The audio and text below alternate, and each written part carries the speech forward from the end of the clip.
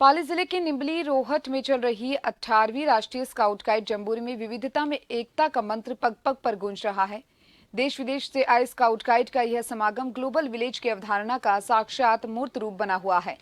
Jamboree में मुख्य आकर्षण सैन्य कैंप रहा, वहीं साहसिक, बौद्धिक और सांस्कृतिक गतिविधियों में स्काउट गाइड का उत्साह देखते ही बन रहा है। राष्ट्रीय जम्बूरी में सुबह की शुरुआत BP6 एक्सरसाइज के साथ हुई। इसके बाद असेंबली एक्टिविटी शुरू हुई। इसमें साहसिक, मनोरंजक और बौद्धिक गतिविधियां आयोजित की गई है। साथ ही नाइट हाइक के लिए रजिस्ट्रेशन भी किए गए हैं। आजादी का अमृत महोत्सव थीम पर आयोजित इस प्रतियोगिता में राजस्थान सहित सभी प्रांतों से आए स्काउट गाइड ने अपने अपने कैंप में राष्ट्रीयता से सरोबार भावनाओं को रंगों से सजाया। जम्बूरी में सचा भारतीय थल सेना का कैंप सर्वाधिक आकर्षण का केंद्र रहा। जम्बूरी स्थल पर विभिन्न प्रांतों की प्रदर्शनियां आकर्षण का केंद्र बनी हुई है। सभी राज्यों से आए स्काउट गाइड ने अपने अपने कैंप में संबंधित राज्यों की विशिष्ट हस्तशिल्प सामग्रियां आदि की प्रदर्शनी सजाई गई है।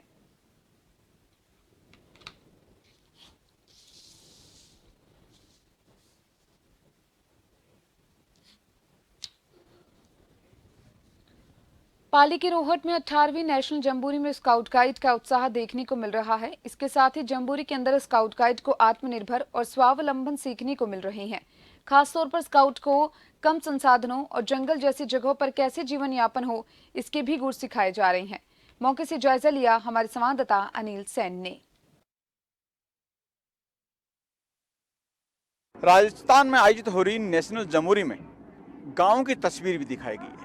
राजस्थान की संस्कृति क्या है और राजस्थान के अंदर खासतौर से वो कौन सी जगह है जो कि प्रसिद्ध है। तमाम जगहों को एक प्रदर्शनी के माध्यम से दिखाया गया है। इन तमाम प्रदर्शनियों को स्काउट के जो स्काउटर्स हैं उन्होंने यहाँ पर तैयार किया। एक ये झलक दिखाने की कोशिश है कि राजस्थान में किस तरह की संस्कृति और किस तरह की झलक यहाँ पर है। खेती बाड़ी को दिखाया गया और उसके साथ साथ गोपालन, मतलब जो लोग पशुपालन भी करते हैं वो भी किस तरह से खेतों में रखते हैं, गांव में रखते हैं। गांव की एक तस्वीर भी कुआं बनाते हुए यहाँ पर प्रदर्शित की गई है कि गांव की जो महिलाएं हैं वो कुएं से पानी किस तरह से वहाँ पर लाती हैं और कुएं से पानी किस तरह से खींचती हैं, घर तक किस तरह से कुएं पे से पानी खींचकर वो अपने मटकी के द्वारा जो है वो घर तक पहुँचाती हैं। ये तस्वीर गाँव की बयां कर रही है। और उसके बाद में गोपालन में जो पशुओं के गोबर से बनी किस तरह से थेबड़ियाँ उनको बनाते हैं, किस तरह से थेपते हैं, गांव के अंदर किस तरह से जो गोबर होता है उसका उपयोग वहाँ पर किया जाता है। लेकिन दूसरी तरफ एक तस्वीर और आपको यहाँ पर दिखाएंगे। ये चित्तौड़गढ़ फोर्ट को यहाँ पर तैयार किया गया है।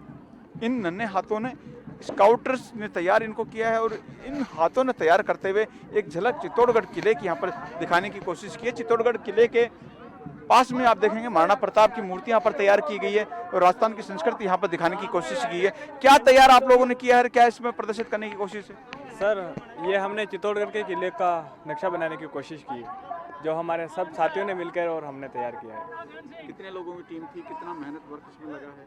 सर, टीम तो हम 10 एक जने हैं और हम 10 जनों ने मिलकर बनाया है पूरा। फोर्ट भी बनाया है, महाराणा प्रताप की मूर्ति बनाई है और खासतौर से राजस्थान की संस्कृति, किस तरह से सांस्कृतिक कार्यक्रम होते हैं वो यहाँ पर तैयार किए गए हैं। सर, इसमें सर यहाँ पे वो भजन संध्या और सांस्कृतिक प्रोग्राम का सभी, और यहाँ पे खेत है, जवाई बांध है सर, और गांव के वो किचन है और वो सब पंचायत होती है, वो सब है सर। गांव की पंचायत होती है उसको भी दिखाने की कोशिश की गई है, क्योंकि अक्सर ये देखा जाता है कि गांवों के अंदर पंच जो होते हैं, गांव के जो पंच होते हैं वो किसी भी मसले के ऊपर हल जो है वो वहाँ पर करते हैं पंचों के बीच में। प्रदर्शनी यहाँ पर है जिसमें ये दिखाने की कोशिश है कि राजस्थान की संस्कृति और कल्चर किस तरह का है, राजस्थान का ग्रामीण परिवेश किस तरह का है, इसके जो संस्कार हैं वो किस तरह के हैं, आम लोग आज भी गांव ढाणियों में किस तरह से लोग रहते हैं और वर्षों पहले